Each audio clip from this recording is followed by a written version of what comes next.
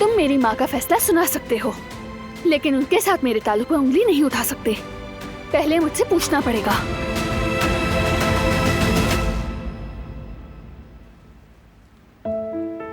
मैंने ये फैसला इसलिए किया कि मैं तुम्हारे दिल को जानता हूं, क्योंकि तुम्हारी रहमदिली तुम्हारी वीकनेस है।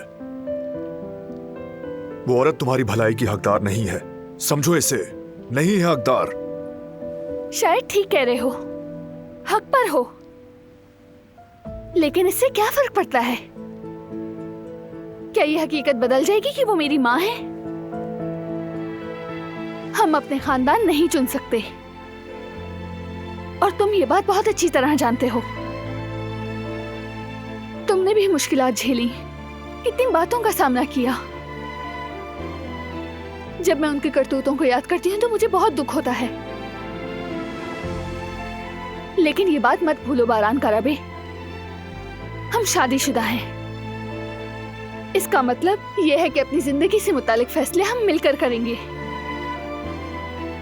अगर एक शख्स बेहतरी के लिए आगे बढ़े तो दूसरे को हरगिज पीछे ना छोड़े।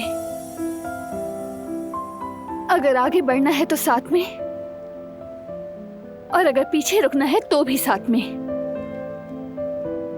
समझे तुम?